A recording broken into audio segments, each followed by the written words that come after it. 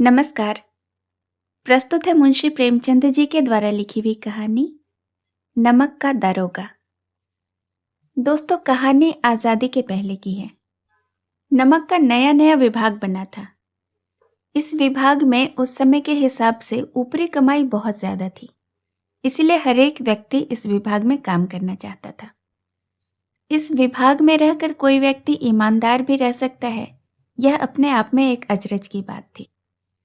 यह कहानी धन के ऊपर धर्म की जीत की कहानी है। कहानी में मानव मूल्यों का आदर्श रूप दिखाया गया है और उसे सम्मानित भी किया गया है। इसमें एक ईमानदार नमक निरीक्षक की कहानी को बताया गया है। कहानी के मुख्य पात्रों का नाम है मुंशी वंशीधर और पंडित अलोपीनाथ। कहानी के अंत में हम यह जानेंगे कि कैसे एक बेईमान स्वामी को भी एक ईमानदार सेवक की तलाश रहती है और उसके लिए वह हर कीमत चुकाने को तैयार रहता है। तो आइए सुनते हैं नमक का दारोगा। जब नमक का नया विभाग बना और ईश्वर प्रदत्त वस्तु के व्यवहार करने का निषेध हो गया, तो लोग चोरी छिपे इसका व्यापार करने लगे। अनेक प्रकार के छल प्रपंचों का सूत्रपात हुआ। कोई घूस से काम निकालता, कोई चालाकी से। अधिकारियों के पौ 12 थे। पटवारीगिरी का सर्व सम्मानित पद छोड़ छोड़ कर लोग इस विभाग की बरकंदाजी करते थे। इसके दारोगा पद के लिए तो वकीलों का भी जी ललचाता था। यह वह समय था जब अंग्रेजी शिक्षा और ईसाई मत को लोग एक ही वस्तु समझते थे। फारसी का प्राबल्य था। प्रेम की कथाएं और श्रृंगार रस के काव्य पढ़कर फारसीदा लोग सर्वोच्च पदों पर नियुक्त हो जाया करते थे। मुंशी वंशीधर भी जुलेखा की विरह कथा समाप्त करके और सीरी और फरहाद के प्रेम वृत्तांत को नल और नील की लड़ाई और अमेरिका के आविष्कार से भी अधिक महत्व की बातें समझते हुए रोजगार की खोज में निकले। उनके पिता एक अनुभवी पुरुष थे। समझाने लगे, बेटा, घर की दुर्दशा तो देख ही रहे हो। ऋण के बोझ के तले दबे हुए हैं। लड़कियां हैं कि वे घास फूस की तरह बढ़ती ही चली जाती हैं। मैं कगारे पर का वृक्ष हो रहा हूं, न मालूम कब गिर पड़ूं। अब तुम ही घर के मालिक मुख्तार हो। नौकरी में ओहदे की ओर ध्यान मत देना, यह तो पीर का मज़ार है। निगाह चढ़ावे और चादर पर रखनी चाहिए। ऐसा काम ढूंढना जहां कुछ ऊपरी आय हो। मासिक वेतन तो पूर्णमासी का चांद है, जो एक दिन दिखाई देता है और घटते घटते लुप्त हो जाता है। ऊपरी आय बहता हुआ स्रोत है, जिससे सदैव प्यास बुझती रहती है। वेतन मनुष्य देता है, इसी से उसमें वृद्धि नहीं होती। ऊपरी आमदनी ईश्वर देता है, इसी से उसमें बरकत होती है। तुम तो स्वयं विद्वान हो, मैं तुम्हें क्या समझाऊं। इस विषय में विवेक की बड़ी आवश्यकता है। मनुष्य को देखो, उसके आवश्यकता को देखो और अवसर को देखो। उसके उपरांत जो उचित समझे करो। गरज वाले आदमी के साथ कठोरता करने में लाभ ही लाभ है, लेकिन बेगरज को दांव पर पाना जरा कठिन है। इन बातों को निगाह में बांध लो, यह मेरी जन्म भर की कमाई है। इस उपदेश के बाद पिताजी ने आशीर्वाद दिया। वंशीधर आज्ञाकारी पुत्र थे। ये बातें ध्यान से सुनी और तब घर से चल खड़े हुए। इस विस्तृत संसार में उनके लिए धैर्य अपना मित्र, बुद्धि अपनी पथ प्रदर्शक और आत्मावलंबन ही अपना सहायक था। लेकिन अच्छे शकुन से चले थे। जाते ही जाते नमक विभाग में दारोगा के पद पर प्रतिष्ठित हो गए। वेतन अच्छा और ऊपरी आय का तो ठिकाना ही न था। वृद्ध मुंशी जी को सुख संवाद मिला तो फूले न समाये। महाजन कुछ नरम पड़े, कलवार की आशालता लहराई। पड़ोसियों के हृदय में शूल उठने लगे। जाड़े के दिन थे, रात का समय। नमक के सिपाही चौकीदार नशे में मस्त थे। मुंशी वंशीधर को यहाँ आए अभी 6 महीने से अधिक न हुए थे, लेकिन इस थोड़े से समय में ही उन्होंने अपनी कार्यकुशलता और उत्तम आचार से अफसरों को मोहित कर लिया था। अफसर लोग उन पर बहुत विश्वास करने लगे। नमक के दफ्तर से 1 मील पूर्व की ओर जमुना बहती थी। उस पर नावों का एक पुल बना हुआ था। दारोगा जी किवाड़ बंद किए मीठी नींद सो रहे थे। अचानक आंख खुली तो नदी के प्रवाह की जगह गाड़ियों की गड़गड़ाहट और मल्लाहों का कोलाहल सुनाई दिया। उठ बैठे। इतनी रात गए गाड़ियां क्यों नदी पार की जाती हैं? अवश्य कुछ न कुछ गोलमाल है। तर्क ने भ्रम को पुष्ट कर दिया। वर्दी पहनी, तमंचा जेब में रखा और बात की बात में घोड़ा बढ़ाए हुए पुल पर आ पहुंचे। गाड़ियों की एक लंबी कतार पुल के पार जाती देखी। डांट कर पूछा, किसकी गाड़ियां हैं? थोड़ी देर तक सन्नाटा रहा। आदमियों में कुछ कानाफूसी हुई। तब आगे वाले ने कहा, पंडित अलोपीदीन की। कौन पंडित अलोपीदीन? दातागंज के। मुंशी वंशीधर चौंके। पंडित अलोपीदीन इस इलाके के सबसे प्रतिष्ठित जमींदार थे। लाखों रुपए का लेन देन करते थे। इधर छोटे से बड़े कौन ऐसे थे जो उनके ऋणी न हो? व्यापार भी बड़ा लंबा चौड़ा था। बड़े चलते पुर्जे आदमी थे। अंग्रेज अफसर उनके इलाके में शिकार खेलने आते और उनके मेहमान होते। 12 मास सदा व्रत चलता था। मुंशी ने पूछा, गाड़ियां कहाँ जाएंगी? उत्तर मिला, कानपुर। लेकिन इस प्रश्न पर कि इनमें क्या है, सन्नाटा छा गया। दारोगा साहब का संदेह और भी बढ़ा। कुछ देर तक उत्तर की बाट देखकर वह जोर से बोले, क्या तुम सब गूंगे हो गए हो? हम पूछते हैं इनमें क्या लदा है? जब इस बार भी कोई उत्तर न मिला तो उन्होंने घोड़े को एक गाड़ी से मिलाकर बोरे को टटोला। भ्रम दूर हो गया। यह नमक के ढेले थे। पंडित अलोपीदीन अपने सजीले रथ पर सवार कुछ सोते कुछ जागते चले आते थे। अचानक कई गाड़ीवानों ने घबराए हुए आकर उन्हें जगाया और बोले, महाराज, दारोगा जी ने गाड़ियां रोक दी हैं और घाट पर खड़े आपको बुलाते हैं। पंडित अलोपीदीन का लक्ष्मी पर अखंड विश्वास था। वह कहा करते थे, संसार का तो कहना ही क्या, स्वर्ग में भी लक्ष्मी ही राज करती हैं। उनका यह कहना यथार्थ ही था। न्याय और नीति सब लक्ष्मी के ही खिलौने हैं। इन्हें वह जैसे चाहती हैं नचाती हैं। लेटे ही लेटे गर्व से बोले, चलो हम आते हैं। यह कहकर पंडित जी ने बड़ी निश्चिंतता से पान के बीड़े लगाकर खाए। फिर लिहाफ ओढ़े हुए दरोगा के पास आकर बोले, बाबूजी आशीर्वाद, कहिए हमसे ऐसा कौन सा अपराध हो गया कि गाड़ियां रोक दी गई? हम ब्राह्मणों पर तो आपकी कृपा दृष्टि रहनी चाहिए। वंशीधर रुखाई से बोले, सरकारी हुक्म। पंडित अलोपीदीन ने हंसकर कहा, हम सरकारी हुक्म को नहीं जानते और न सरकार को। हमारे सरकार तो आप ही हैं। हमारा और आपका तो घर का मामला है। हम कभी आपसे बाहर हो सकते हैं? आपने व्यर्थ कष्ट उठाया। यह हो ही नहीं सकता कि इधर से जाएं और इस घाट के देवता को भेंट न चढ़ावें। मैं तो आपकी सेवा में स्वयं ही आ रहा था। वंशीधर पर ऐश्वर्य की मोहिनी का कुछ प्रभाव न पड़ा। ईमानदारी की नई उमंग थी।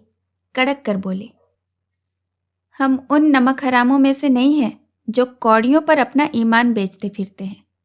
आप इस समय हिरासत में हैं। आपको कायदे के अनुसार चालान होगा। बस मुझे अधिक बातों की फुर्सत नहीं है। जमादार बदलू सिंह, तुम इन्हें हिरासत में ले लो, मैं हुक्म देता हूं।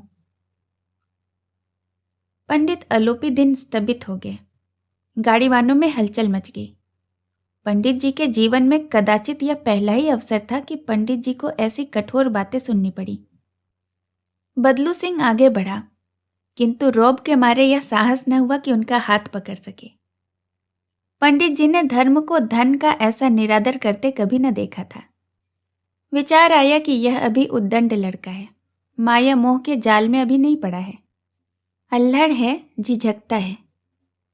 बहुत दीन भाव से बोले, बाबू साहब ऐसा न कीजिए, हम मिट जाएंगे, इज्जत धूल में मिल जाएगी।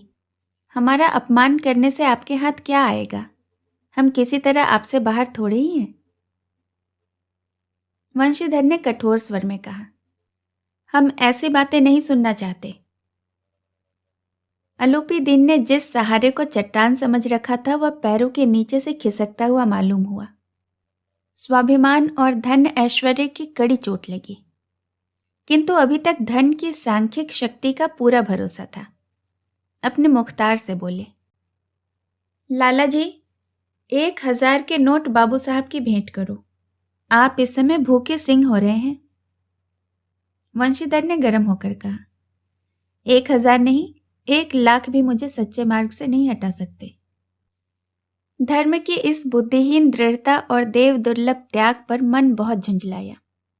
अब दोनों शक्तियों में संग्राम होने लगा। धन ने उछल उछलकर आक्रमण करने शुरू किए। 1 से 5, 5 से 10, 10 से 15 और 15 से 20,000 तक की नौबत पहुंची। किंतु धर्म अलौकिक वीरता के साथ बहुसंख्यक सेना के सम्मुख अकेला पर्वत की भांति अटल अविचलित खड़ा था। अलोपीदीन निराश होकर बोले, अब इससे अधिक मेरा साहस नहीं, आगे आपको अधिकार है। वंशीधर ने अपने जमादार को ललकारा। बबलू सिंह मन में दारोगा जी को गालियां देता हुआ पंडित अलोपीदीन की ओर बढ़ा। पंडित जी घबराकर 2-3 कदम पीछे हट गए। अत्यंत दीनता के साथ बोले, बाबू साहब, ईश्वर के लिए मुझ पर दया कीजिए, मैं 25,000 तक निपटारा करने को तैयार हूं। असंभव बात है। 30,000 पर? किसी तरह भी संभव नहीं। क्या 40,000 पर भी नहीं? 40,000 नहीं, 40,00,000 पर भी असंभव है। बदलू सिंह, इस आदमी को अभी हिरासत में ले लो, अब मैं एक शब्द भी नहीं सुनना चाहता। धर्म ने धन को पैरों तले कुचल डाला। अलोपीदीन ने एक हृष्ट पुष्ट मनुष्य को हथकड़ियां लिए हुए अपनी तरफ आते देखा। चारों ओर निराश और कातर दृष्टि से देखने लगे। इसके बाद मूर्छित होकर वे गिर पड़े। दुनिया सोती थी, पर दुनिया की जीभ जागती थी। सवेरे देखिए तो बालक वृद्ध सबके मुंह से यही बात सुनाई देती थी।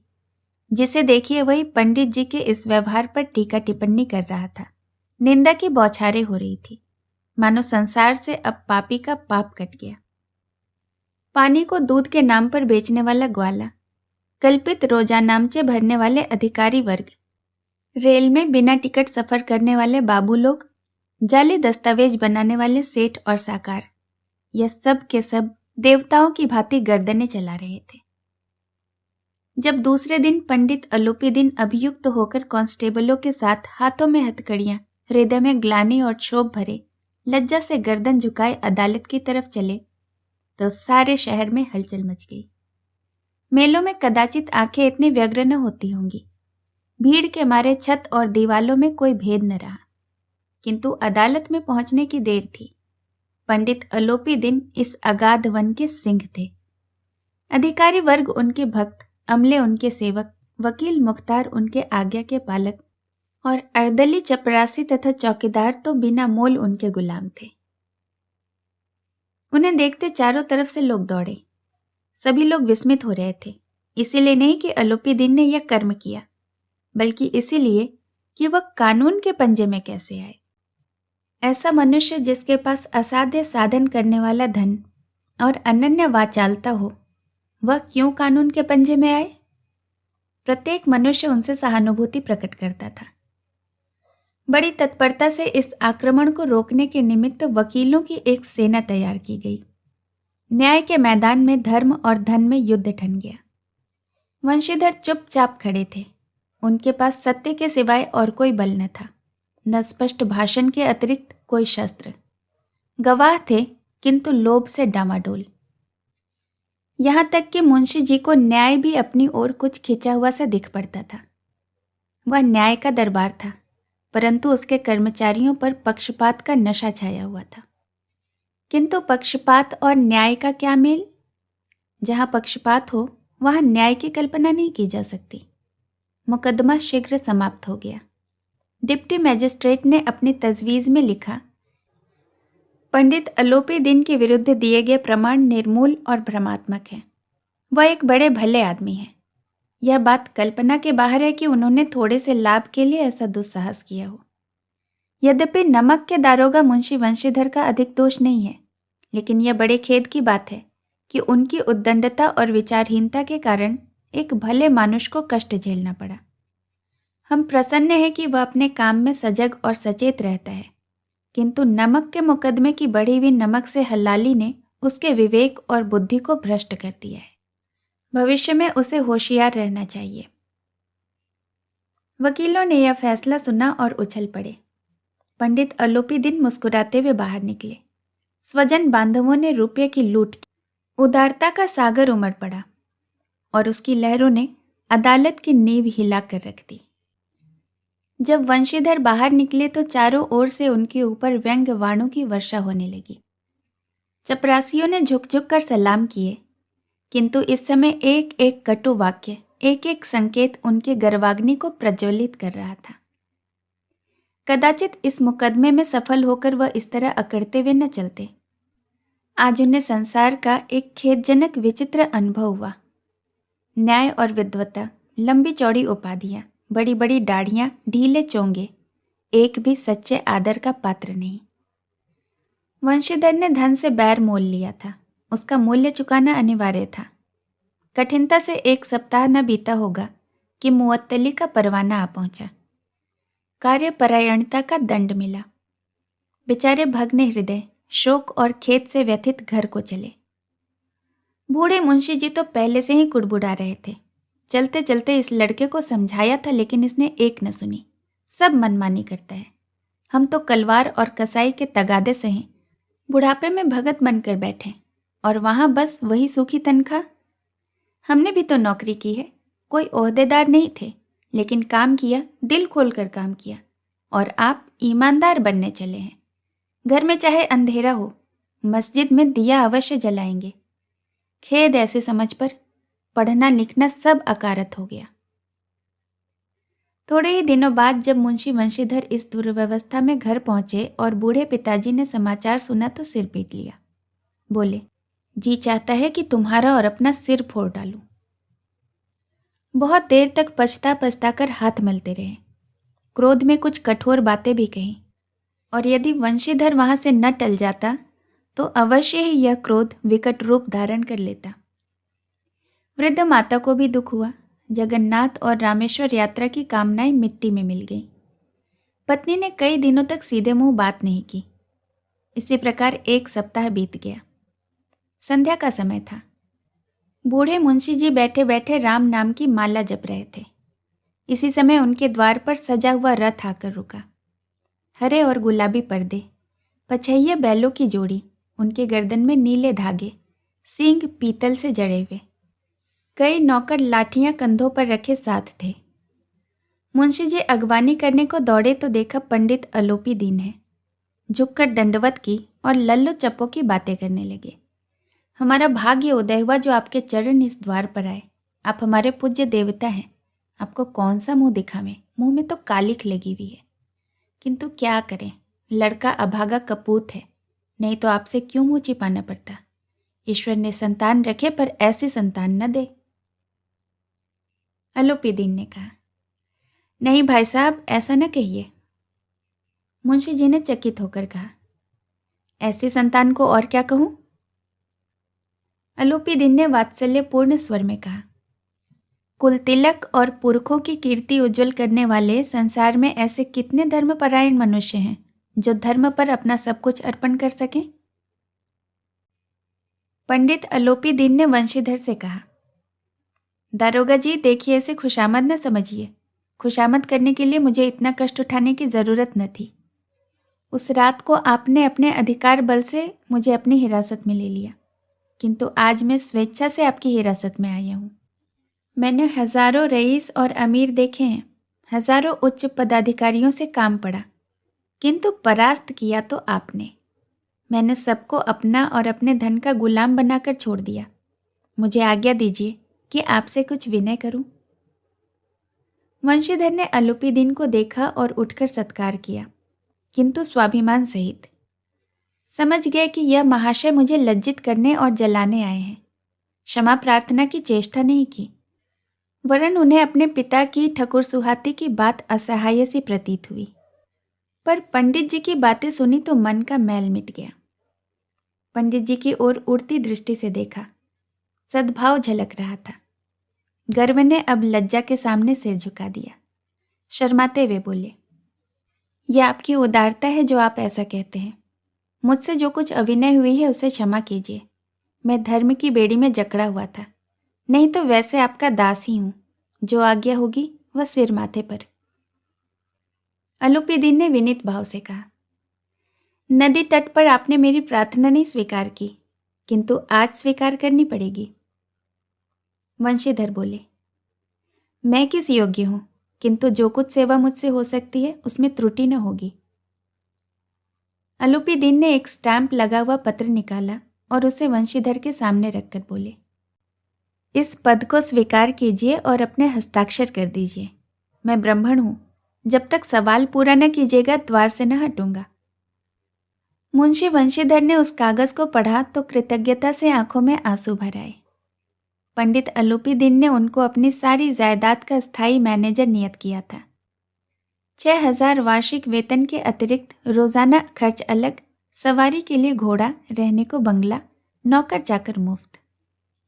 कंपित स्वर में बोले, पंडित जी, मुझ में इतना सामर्थ्य नहीं कि आपकी उदारता की प्रशंसा कर सकूं, किंतु ऐसे उच्च पद के योग्य मैं नहीं हूं। अलूपीदीन हंसकर बोले, मुझे इस समय एक अयोग्य मनुष्य की ही जरूरत है। वंशीधर ने गंभीर भाव से कहा, यूं मैं आपका दास हूं। आप जैसे कीर्तिवान सज्जन पुरुष की सेवा करना मेरे लिए सौभाग्य की बात है, किंतु मुझ में न विद्या है, न बुद्धि, न वह स्वभाव जो इन त्रुटियों की पूर्ति कर देता है। ऐसे महान कार्य के लिए एक बड़े मर्मज्ञ और अनुभवी व्यक्ति की जरूरत है। अलूपीदीन ने कलमदान से कलम निकाली और उसे वंशीधर के हाथों में देकर बोले, न मुझे विद्वता की चाह है, न अनुभव की, न मर्मज्ञता की, न ही कार्यकुशलता की। इन गुणों के महत्व को खूब पा चुका हूं। अब सौभाग्य और सुअवसर ने मुझे वह मोती दिया है जिसके सामने योग्यता और विद्वता की चमक फीकी पड़ जाती है। यह कलम लीजिए, अधिक सोच विचार न कीजिए, दस्तखत कर दीजिए। परमात्मा से यही प्रार्थना है कि वह आपको सदैव वही नदी किनारे वाला बेमुरव्वत, उद्दंड, कठोर परंतु धर्मनिष्ठ दारोगा बनाए रखे।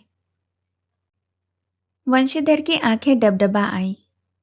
हृदय के संकुचित पात्र में इतना एहसान न समा सका।